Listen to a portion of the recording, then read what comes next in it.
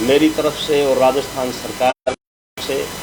और हमारे केस कला बोर्ड की तरफ से लोकतंत्र के चौथे स्तंभ के रूप में आप सभी पधारे इलेक्ट्रॉनिक मीडिया और प्रिंट मीडिया के सभी साथीगण और सभी छायाकार बंधुओं का मैं दिल की गहराई के साथ बहुत बहुत आप लोगों का स्वागत और अभिनंदन करता हूं। और मैं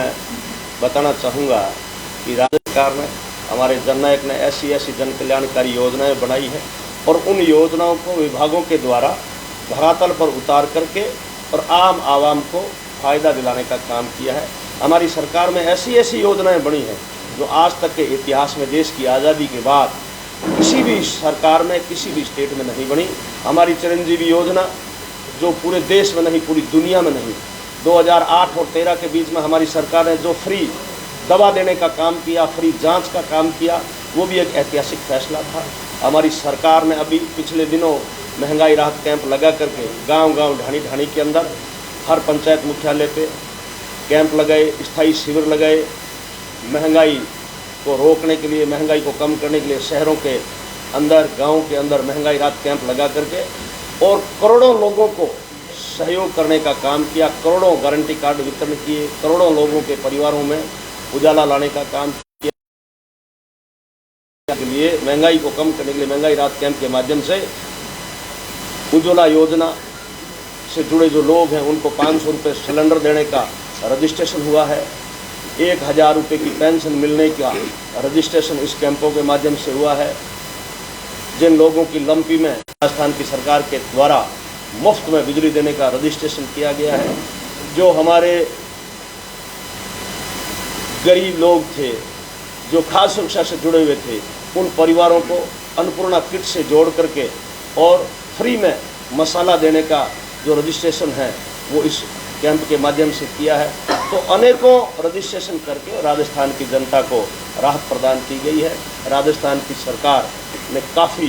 छोटे छोटे जो समाज है, जैसे सैन समाज के अंदर केस कला बोर्ड का गठन किया है, सुथार समाज के लिए बोर्ड बनाया है, राजपूत समाज के लिए बोर्ड बनाया है, जाट समाज बनाया है, हमारे राव समाज के लिए बोर्ड बनाया है, हमारे स्वर्णकार समाज के लिए बोर्ड बनाया है, हमारे रावणा समाज के लिए बोर्ड का गठन किया है। तो इस सरकार ने एक ऐसे ऐसे काम किए हैं कि उन छोटे छोटे समाज जो राजनीतिक में पिछड़े हुए थे, जो आर्थिक रूप से कमज़ोर थे, जो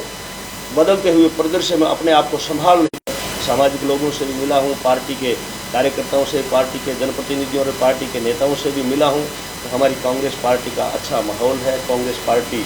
जीत की ओर अग्रसर है। आप सब लोग पधारे, आप सब लोगों का बहुत बहुत आभार।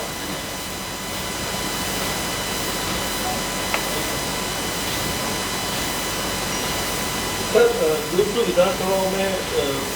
भारत विधानसभा में 50 लोगों को चिन्हित कर उनको सहायता देने की बात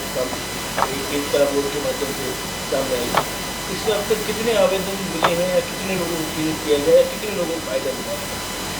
केस कला बोर्ड देश की आज़ादी के बाद कांग्रेस शासनकाल में पहली बार गठित हुआ और 17 महीने हुए हैं। उन 17 महीनों में हमने जो सुझाव हमें मिले, हम 20 के करीबन जिलों में घूमे हैं, 80 के करीबन विधानसभाओं में भ्रमण किया है और पुराने वाले 7 संभागों में हमने भ्रमण कर दिया। तो जहाँ जहाँ हम गए वहाँ से हमें सुझाव मिला कि हमारा समाज है वो शिक्षा के क्षेत्र में पिछड़ा हुआ है और जो हमारा हुनर है, आर्थिक रूप से हम कमज़ोर है, हुनर हमारा चोरी हो गया और राजनीतिक क्षेत्र में भी हमारा समाज पिछड़ा हुआ है। तो तमाम सुझावों को लेकर के हमने राजस्थान की सरकार तक भेजे हैं। राजस्थान सरकार की तरफ से पहला तो सैन समाज को राजस्थान में 4 जिलों में छात्रावास की भूमि आवंटन करने का बहुत बड़ा ऐतिहासिक फैसला हुआ है। इस राजस्थान की सरकार ने, आदरणीय मुख्यमंत्री महोदय ने कोटा में, सिरोही में और राजसमंद के नाथद्वारा में और बीकानेर में सैन समाज को छात्रावास की जमीन आवंटन की। उसके बाद हमने मुख्यमंत्री जी से कहा कि कोरोना के टाइम में सैन समाज पर बहुत बड़ा संकट आया, तो सैन समाज के जो कारीगर हैं उनको लोन भी दिए जाए, उनको औजार भी दिए जाए और उनको सहायता भी दी जाए। तो मुख्यमंत्री जी ने तुरंत इस पर अमल करते हुए अभी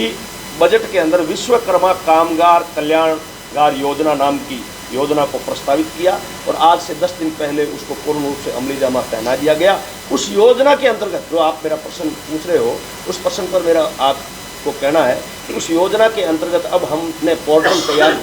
करने में हम लगे हुए हैं। उस पोर्टल के माध्यम से प्रत्येक जिला मुख्यालय पे हम उन कारीगरों के आवेदन प्राप्त करेंगे ऑनलाइन, और आवेदन प्राप्त करने के बाद में उस हमारा जो सोशल जस्टिस डिपार्टमेंट, हमारा कैबिनेट उसे स्क्रूटनिंग करके और विधिवत रूप से हम चाहेंगे कि या तो उनके खातों में पैसे डालें, जो टूल किट औजार के जो पैसे सरकार ने मंजूर किए हैं 5,000 रुपये प्रति व्यक्ति, तो उसमें 50 से ज़्यादा है, मतलब 10,000 कारीगरों को केस कला बोर्ड। बाकी रही लोन की बात, तो लोन जो हाथ से काम, बिना ब्याज भी दिया जा रहा है। लोन की बात, आपकी बात पे आता हूँ, जो हाथ से काम करने वाले लोग हैं, जो हुनरमंद लोग हैं, जो कारीगर लोग हैं, चाहे नाई है, चाहे सुथार है, चाहे सुनार है, चाहे कुम्हार है, चाहे दर्जी है, चाहे और अन्य है हुनरमंद कलाकार, उनको राष्ट्रीय बैंक लोन नहीं देती है। राष्ट्रीय बैंक लोन इसलिए नहीं देती है कि राष्ट्रीय बैंक कह देती है कि तुम्हारी सिविल खराब है, और इस कोरोना में तो वो जो काम करने वाले जो लोग थे वो सारे उस चपेट में आ गए, सबकी सिविल खराब हुई है, तो राष्ट्रीय बैंक लोन नहीं देती। तो हमने हमारी सरकार को सुझाव दिया कि बोर्ड निगम कॉरपोरेशन के माध्यम से हमारी सरकार उन कारीगरों को लोन देवे, और जो सब्सिडी देती थी हमारी सरकार, उस सब्सिडी की जगह उनको ब्याज मुक्त लोन दिया जाए। तो अब आने वाली जो 25 जुलाई है, उस 25 जुलाई से हमारा जो समाज कल्याण विभाग है, उस समाज कल्याण विभाग के अंदर ओबीसी वित्त विकास निगम बोर्ड के माध्यम से एक पोर्टल नया वापस खुलने जा